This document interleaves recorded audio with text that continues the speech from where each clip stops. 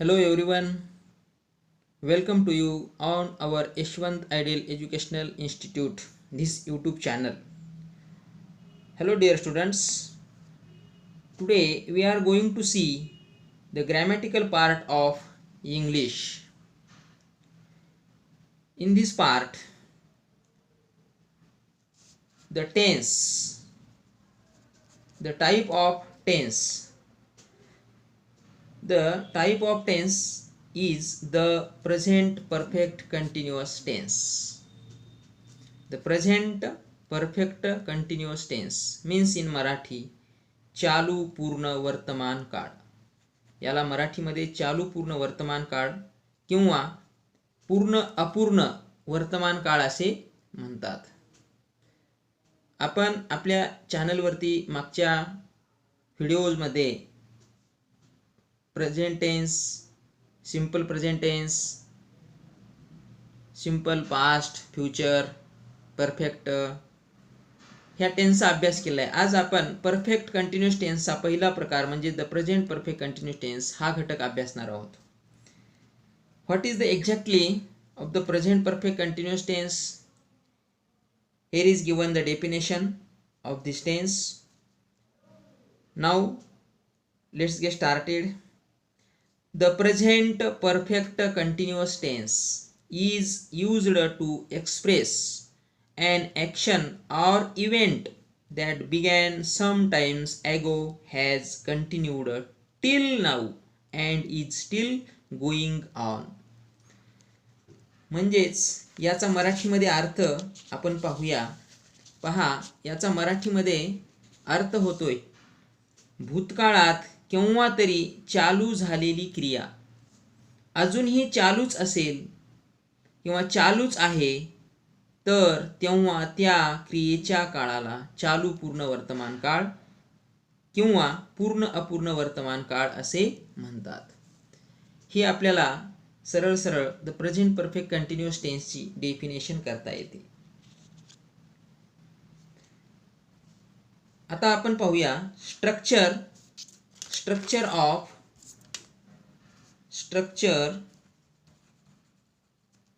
Of sentences किंवा sentence. Structure of sentence नेमकं present perfect continuous टेन्सचं स्ट्रक्चर काय आहे ते पाहत असताना सर्वप्रथम हे जे काळाचे प्रकार आहेत हे 4 प्रकारे या काळांच्या प्रकाराचे आपल्याला रूपांतर करता येते. कसे तर पहिला आहे अफर्मेटिव्ह सेंटेन्स म्हणजेच याला होकारार्थी वाक्य म्हणतात. दुसरा आहे निगेटिव्ह सेंटेन्स, यालाच मराठीत नकारात्मक वाक्य असे म्हणतात. आणि तिसरा प्रकार आहे इंट्रागेटिव्ह सेंटेन्स.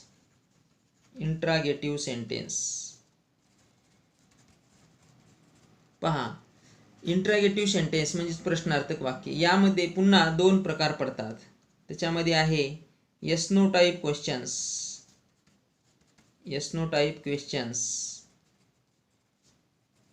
अँड सेकंड आहे WH टाईप क्वेश्चन.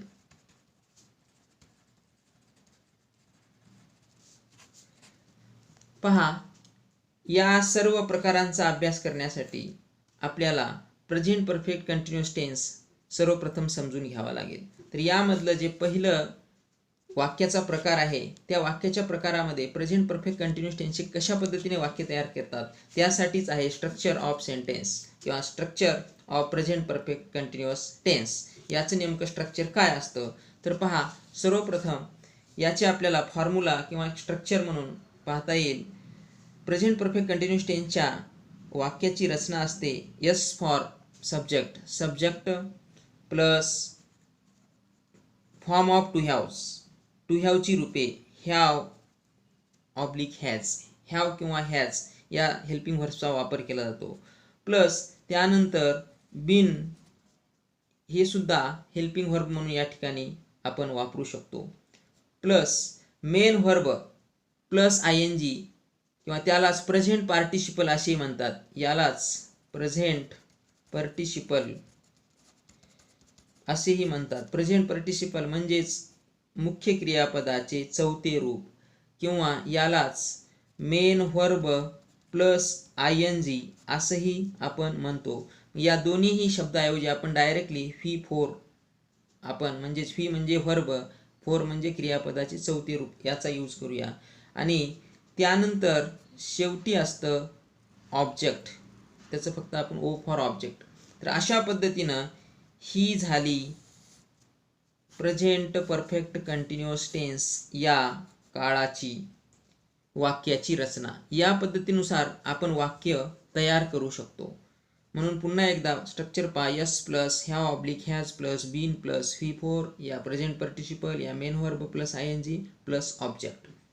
यानुसार आपण सर्वप्रथम एक वाक्य अभ्यासूया. पहा, पहिलं वाक्य आहे, आपण आय ह्याव ह्याच पैकी ह्याव घेतलं. त्याच्यानंतर बीन क्रियापद कोणते घ्या, इट, त्याला आय एन जी प्रती लावा, इटिंग अ मँगो. पहा, या वाक्यरचनेनुसार आपण हे एक सेंटेन्स तयार केलेलं आहे. या ठिकाणी सब्जेक्ट आय आहे, हॅव हॅज टू हॅवची रूपापैकी हॅव घेतलं, कारण का first person singular subject I, याच्यानंतर ह्याव ह्याच पैकी ह्याव वापरतात, त्याच्यानंतर बीन, त्याच्यानंतर क्रियापदाचे चौथे रूप आय एन जी युक्त क्रियापद सुद्धा म्हणतो, आणि शेवटी अ मँगो हा झाला ऑब्जेक्ट. म्हणजेच याचा मराठीमध्ये अर्थ असा होतो की मी आंबा खात, इटिंगचा अर्थ खात असा होतो, खात. आता बिन म्हणजेच काय, क्रिया आताच आपण पाहिलं की भूतकाळात केव्हा तरी चालू झालेली क्रिया अजूनही चालूच आहे. म्हणजे आपण भूतकाळातही आंबे खात होतो, आताही खात आहोत. म्हणून आपण असं म्हणू शकतो की मी आंबा खात आलो आहे. आलो किंवा मुली असतील तर मी आंबा खात आले आहे. अशा पद्धतीनं आहे आल्यामुळे हा प्रेझेंट परफेक्ट कंटिन्युअस टेन्स होतो. म्हणजे पहा, म्हणजेच या वाक्यामध्ये आपण पाहतो की I have been eating a mango, मी आंबा खात आलो किंवा आले आहे. अशा पद्धतीनं या प्रेझेंट परफेक्ट कंटिन्युअस टेन्सचा उपयोग केला जातो. आपण आणखीन काही उदाहरणं या ठिकाणी पाहू शकतो. पहा, त्यामध्ये दुसरं एक आपण उदाहरण पाहूयात. ते उदाहरण आहे, you have been, you have been, you have been playing a cricket, playing a cricket. आता पहा, यू हा सब्जेक्ट झाला, have been plus playing plus a cricket, म्हणजेच याचा अर्थ होतो यू, तू किंवा तुम्ही बी अर्थ होतो. म्हणून तू, अ क्रिकेट, क्रिकेट, प्लेइंगचा अर्थ होतो खेळत.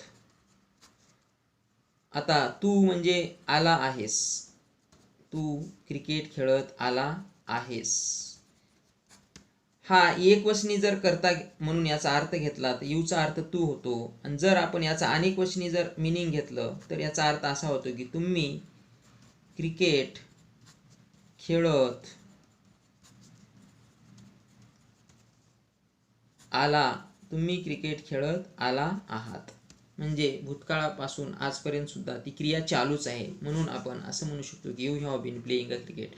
तर विद्यार्थी मित्र, अशा पद्धतीने आपण हे जे करते आहेत, पहा, आय, वी, यू, यू आणि दे, हे जे 5 कर्ते आहेत, या सर्व कर्त्यांच्या समोर हॅव बीन हे आपण सहाय्यकारी क्रियापद घेऊ शकतो. आणि त्याच पद्धतीनं ही, सी, इट किंवा एखाद्या व्यक्तीचे नाव राजू, रागिनी यांच्या समोर आपण हॅज बीनचा उपयोग करतो. आणि अशा पद्धतीनं आपण या प्रेझेंट परफेक्ट कंटिन्युअस टेन्सची अनेक वाक्य तयार करू शकतो. या सर्वांचे अर्थ अशा पद्धतीनं आपल्याला घ्यावे लागतील.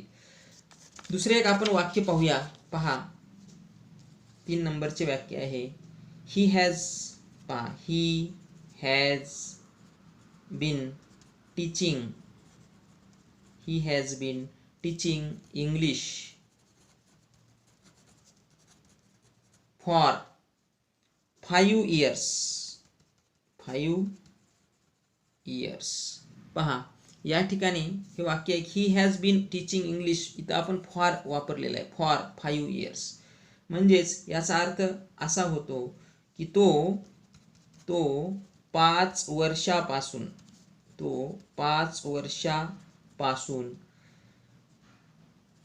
इंग्रजी, टीचिंगचा अर्थ होतो शिकवित, तो 5 वर्षापासून इंग्रजी शिकवित आला आहे. म्हणजेच पहा या ठिकाणी हे जे फॉर वापरलेलं आहे, म्हणजेच पहा फॉर हा शब्द या ठिकाणी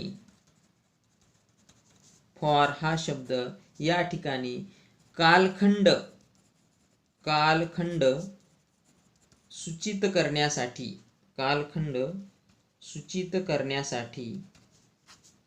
वापरला आहे. पहा म्हणजेच पहा या ठिकाणी फॉर हा शब्द कालखंड सूचित करण्यासाठी वापरला, म्हणून तो 5 वर्षापासून, म्हणजे या ठिकाणी 5 वर्ष हा कालखंड दर्शवलेला आहे आणि इंग्रजी शिकवित आला आहे. अशा पद्धतीने आपण प्रेझेंट परफेक्ट कंटिन्युअस टेन्सचं या ठिकाणी वाक्य तयार करू शकतो. या वाक्यालाच अफर्मेटिव्ह सेंटेन्स असेही म्हणतात. पुन्हा आणखीन एक वाक्याचा अभ्यास करूया. पहा ते वाक्य असं आहे, पहा, she has been studying since morning. म्हणजे पहा या ठिकाणी आता she has been studying since morning. ती सकाळीपासून किंवा सकाळपासून आपण असं म्हणू शकतो, ती सकाळीपासून अभ्यास, स्टडिंग म्हणजे अभ्यास करत आली आहे. पहा या ठिकाणी याचा अर्थ झाला she has been studying since morning. या ठिकाणी सिन्सचा वापर केलेला आहे. म्हणजेच पहा आता सिन्स हा जो शब्द आहे हा बऱ्याच वेळेस या प्रेझेंट परफेक्ट कंटिन्युअस टेन्समध्ये वापरला जातो. म्हणजेच हा शब्द कशासाठी आहे, निश्चित वेळेसाठी वापरलेला आहे. हा शब्द निश्चित वेळेसाठी वापरला आहे.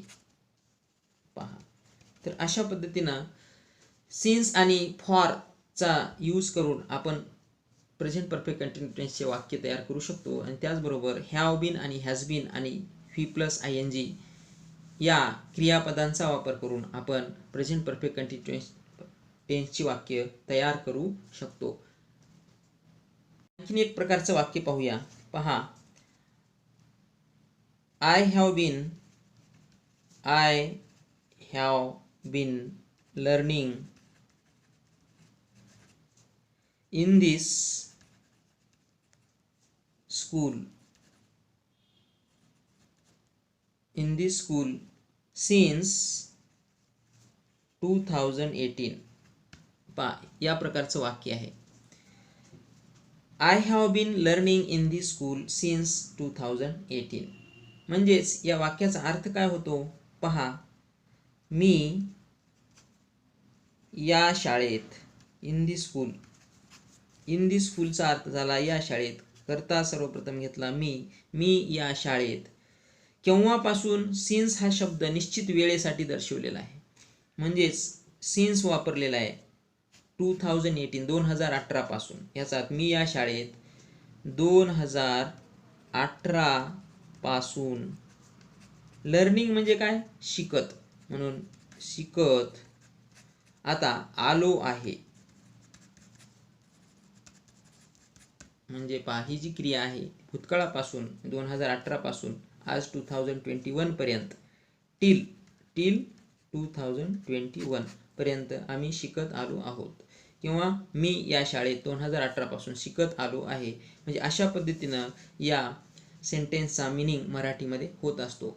आता प्रत्येक वेळी आपल्याला मिनिंग लिहायची गरज पडणार नाही, लिहित गेलो तर आपल्याला लवकर समजणार नाही. पण याचा अर्थ आपण असा गृहीत धरायचे, I have been learning in this school since 2018. अशा प्रकारची अनेक वाक्य आपण तयार करू शकतो. किंवा त्याच पद्धतीने हेच वाक्य पुन्हा कशा पद्धतीने लिहिता येते, पहा, दे हा करता घेतला दे, पहा एक minute, they have been learning, they have been learning in this school, in this school for 3 years. पहा आपण इथे सिन्स वापरलं, या ठिकाणी आपण फॉरने सुद्धा वाक्य तयार करू शकतो. म्हणजेच they have been learning in this school for 3 years, म्हणजे ते किंवा ते सर्वजण, मुले असतील मुली असतील, या ते मध्ये सर्वच प्लुरल सब्जेक्ट्स किंवा प्लुरल पर्सन्स या ठिकाणी येत असतात. They have been learning in this school for 3 years, म्हणजेच याचा अर्थ असा होतो की ते किंवा त्या किंवा ती सर्वजण या शाळेमध्ये 3 वर्षापासून शिकत आलेले आहेत, असा अर्थ आपण वापरू शकतो. आता हॅव बीन लर्निंगचा अर्थ काय? शिकत, पहा शिकत आलेले आहेत. म्हणजे अशा पद्धतीनं आपण याचे अर्थ समजून घेऊ शकतो. अशा पद्धतीचे स्ट्रक्चर तुम्ही जर ध्यानात ठेवलं तर तुम्हाला नक्कीच प्रेझेंट परफेक्ट कंटिन्युअस टेन्स हा समजण्यासाठी, शिकण्यासाठी खूपच सोपा जाईल. आता पहा, सर्वप्रथम मी सांगितले होते की 4 प्रकारामध्ये हे सेंटेन्स या ठिकाणी आपल्याला बनवता येतात.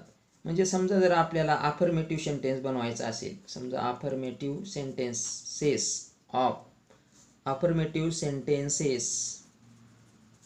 Of present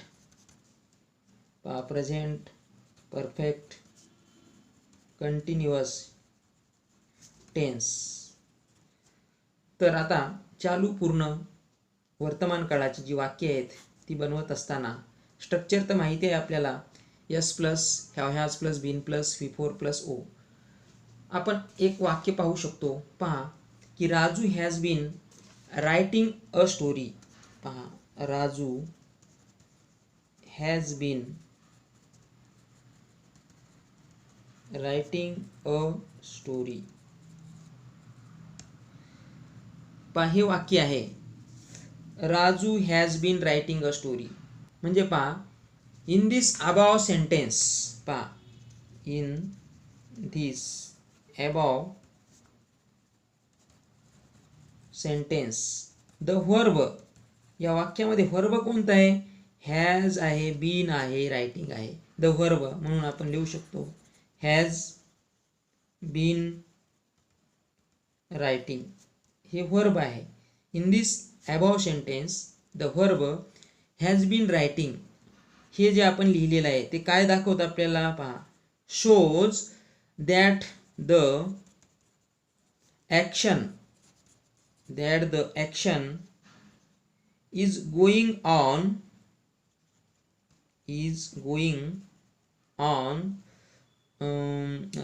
continuously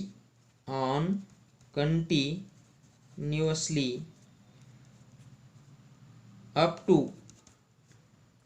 the present perfect continuous tense. म्हणजे पहा, या ठिकाणी आपल्याला यावरील वाक्यामध्ये हे जे क्रियापद आहे हॅज बीन रायटिंग, हे आपल्याला ही जी क्रिया आहे ती क्रिया चालू आहे असं दर्शवत आहे. म्हणजेच या ठिकाणी या वाक्यामध्ये कोणता काळ आहे? तर या वाक्यामध्ये प्रेझेंट परफेक्ट कंटिन्युअस टेन्स आहे. तर पहा विद्यार्थी मित्रो, आता शेवटी तुम्हाला सांगतो, ही जी वाक्य आहेत अशा प्रकारची अनेक वाक्य आपण वेगवेगळ्या प्रकारचे क्रियापदे घेऊन वाक्य तयार करू शकतो. म्हणून एक ट्रिक्स आहे, सोपी पद्धत आहे. अगदी आपण सोप्या भाषेमध्ये वाक्य तयार करू शकतो. तर ती भाषा कोणती आहे? समजा उदाहरणामध्ये आपण एक क्रियापद घेतलं, समजा I have been singing a song.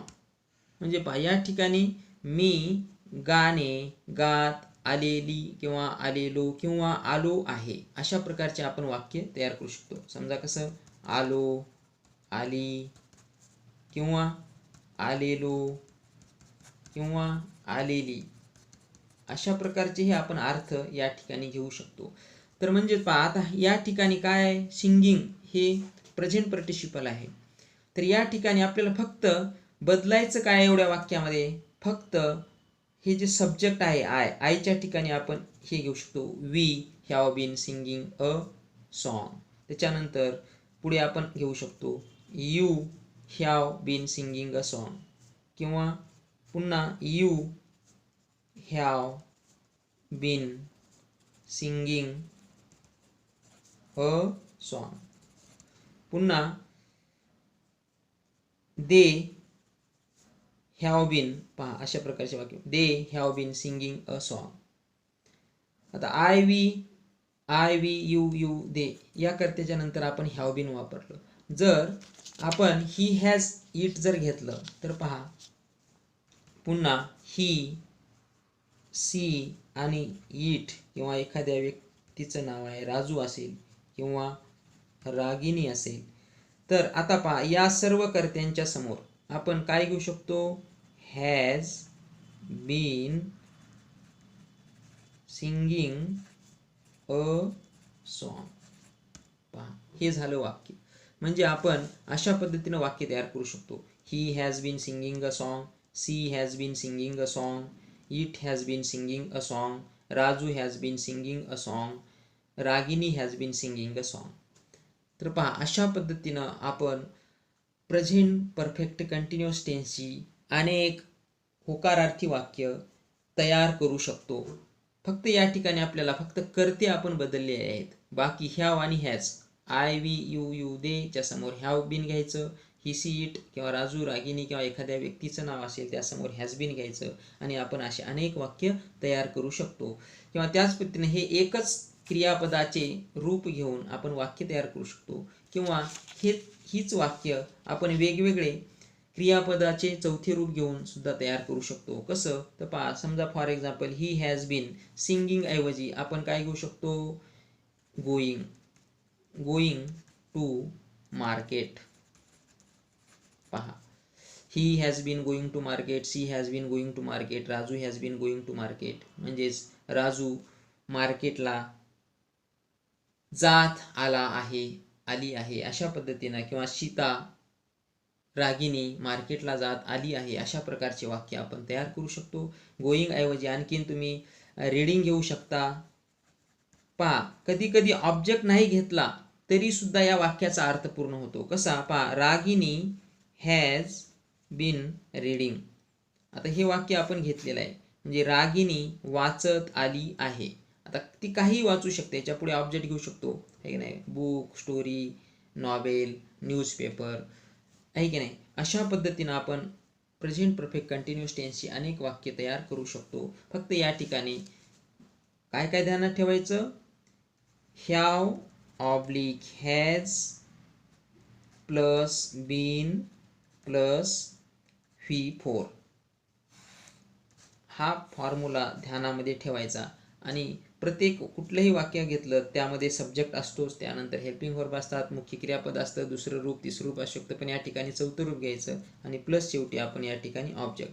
फक्त यस आणि ओ आपण त्याला सुरुवातीला आणि शेवटी ॲड केलं की अशा प्रकारची वाक्य आपण तयार करू शकतो. तर तुम्ही सुद्धा आता पेन घ्या, वही घ्या आणि अशा प्रकारची वाक्य तयार करायला शिका. जास्तीत जास्त वाक्यांचा सराव करा. नक्कीच तुम्हाला ही सर्व प्रकारची वाक्य समजू शकतात. पहा सर्वांनी सराव करा. आणि या ठिकाणी आपण याच्या पुढील पार्टमध्ये निगेटिव्ह सेंटेन्सचा अभ्यास करणार आहोत. जर तुम्ही माझ्या चॅनलवर नवीन असाल तरच सबस्क्राईब करा, जेणेकरून तुम्हाला पुढील व्हिडिओची नोटिफिकेशन येईल. जर तुम्ही पूर्वीच सबस्क्राईब माझे चॅनल केलेले असेल तर अनसबस्क्राईब करू नका. चला, इट्स ओके. जर माझा हा व्हिडिओ तुम्हाला आवडला तर नक्की लाईक करा, तुमच्या मित्रांना शेअर करा, तुमच्या रिलेटिव्सला शेअर करा. It's okay. आणि त्यांना माझं चॅनल सबस्क्राईब करायला सांगा. तुम्हाला एकदम सोप्या भाषेमध्ये इंग्लिश ग्रामरचा भाग नक्की समजेल, जेणेकरून तुम्हाला इंग्लिश बोलण्यासाठी याचा खूप उपयोग होईल. It's okay. See you again next video.